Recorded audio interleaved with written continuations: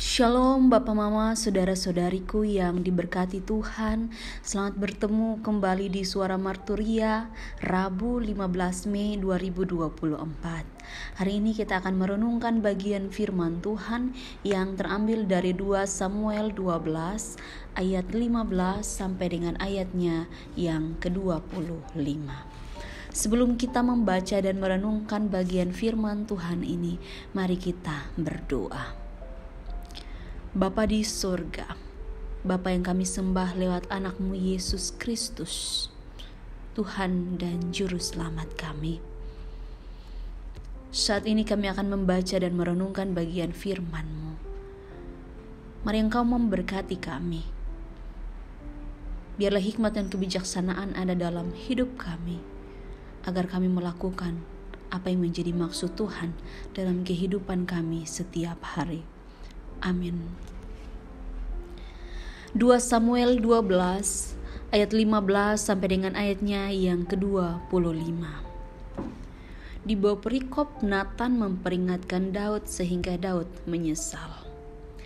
Kemudian pergilah Nathan ke rumahnya, dan Tuhan menulahi anak yang dilahirkan bekas istri Uria bagi Daud, sehingga sakit. Lalu Daud memohon kepada Allah oleh karena anak itu. Ia berpuasa dengan tekun, dan apabila ia masuk ke dalam, semalam-malaman itu ia berbaring di tanah. Maka datanglah kepadanya para tua-tua yang di rumahnya untuk meminta ia bangun dari lantai. Tetapi ia tidak mau, juga ia tidak makan bersama-sama dengan mereka.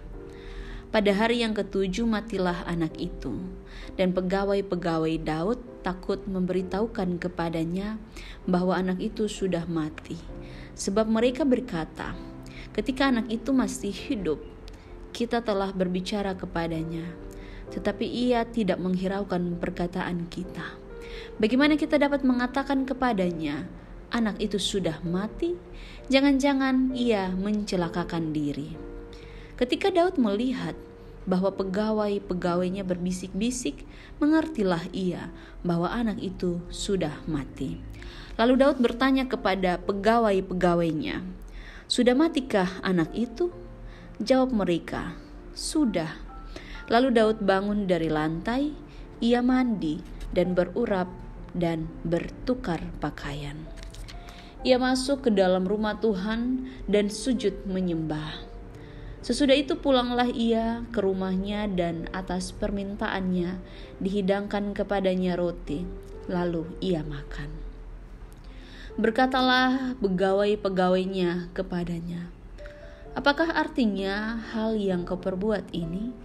Oleh karena anak yang masih hidup itu, engkau berpuasa dan menangis, tetapi sesudah anak itu mati engkau bangun dan makan."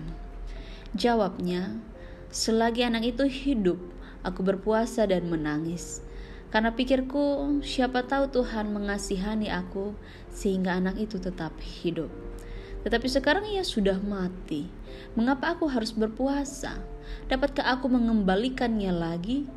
Aku yang akan pergi kepadanya, tetapi ia tidak akan kembali kepadaku." Kemudian Daud menghibur hati Batsheba istrinya. Ia menghampiri perempuan itu dan tidur dengan dia. Dan perempuan itu melahirkan seorang anak laki-laki. Lalu Daud memberi nama Salomo kepada anak itu. Tuhan mengasihi anak ini, dan dengan perantaraan Nabi Nathan, ia menyuruh menamakan anak itu Yedijah, oleh karena Tuhan. Demikian jauh pembacaan firman Tuhan. Berbahagialah setiap kita yang tidak hanya membaca, tapi juga mau melakukan di dalam kehidupan kita setiap hari.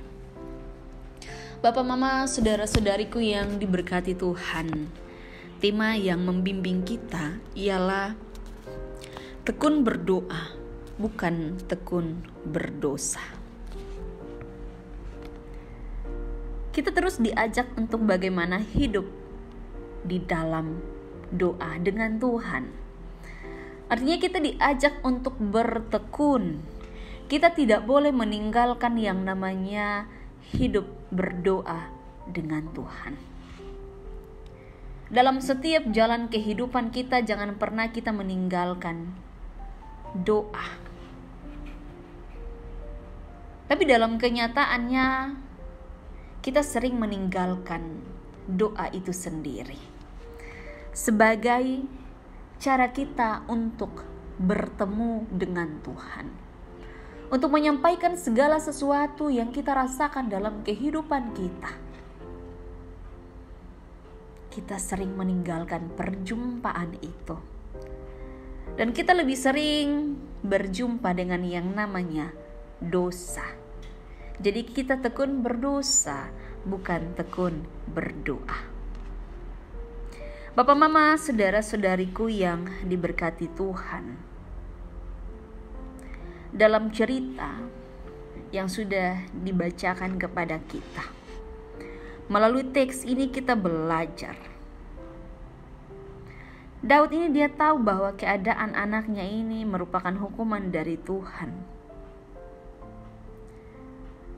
Dan dia tidak berupaya mendatangkan orang-orang pintar supaya buat anaknya sembuh, untuk mengembalikan keadaan awal. Tapi dalam hal ini dia memilih untuk berdoa. Dia memilih untuk berbicara dengan Tuhan. Dia memilih untuk bergumul atas keadaan yang ia alami. Dalam hal ini, dia tekun berdoa. Dia tekun berpuasa selama 7 hari. Tapi apa yang dia dapatkan? Anaknya meninggal. Tapi bapak, mama, saudara-saudariku yang diberkati, ketekunan berdoa kepada Tuhan bukan supaya apa yang kita doakan ini terwujud, tapi apa yang kita doakan Tuhan dengar dan Tuhan wujudkan sesuai dengan apa yang Tuhan mau. Jadi bukan terwujud atas apa yang kita mau, tapi apa yang Tuhan mau dari kehidupan kita. Dan ketika anaknya meninggal, bapak, mama, saudara-saudari yang diberkati, luar biasanya Daud, dia pergi dan menyembah Tuhan.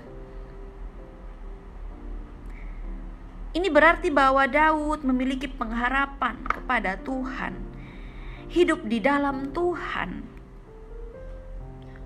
Bahkan ketika anaknya ada di dalam masa-masa kritis, pengharapan itu sudah ada. Dan Tuhan memutuskan untuk bagaimana supaya ia tetap hidup di dalam Tuhan. Tuhan mau melihat bagaimana reaksinya ketika dia ditinggalkan oleh orang yang paling terdekat. Dalam hal ini Tuhan memutuskan untuk anaknya meninggal. Dan dalam hal ini Daud, dia bersyukur kepada Tuhan. Walaupun apa yang dia minta tidak sesuai dengan harapannya, dia tekun berdoa. Dia tahu bahwa hanya Tuhan yang jadi kekuatan dalam kehidupannya. Tuhan yang jadi sandaran dalam kehidupannya. Jadi tujuan dari berdoa ketika kita tekun adalah kita kuat di dalam Tuhan. Kita diajak untuk terus berdoa dalam kehidupan kita. Saya yakin setiap kita punya pergumulan dalam keluarga, dalam pekerjaan, bisnis, bahkan dalam kehidupan kita masing-masing. Dengan diri kita punya pergumulan itu. Dan dalam pergumulan itu kita diajak untuk tekun berdoa. Supaya apa? Kita tidak mudah jatuh ke dalam dosa. Dalam hal ini kita belajar dari Daud. Dia juga bukan orang suci. Dia orang yang pernah melakukan dosa. Tapi dia berani meninggalkan itu dan dia tekun di dalam doa kepada Tuhan. Bapak, mama, saudara-saudariku yang diberkati Tuhan, bertekunlah dalam doa kepada Tuhan. Agar apa? Agar kita tidak hidup di dalam dosa. Agar dosa jangan lagi ada di dalam kehidupan kita, dalam diri kita.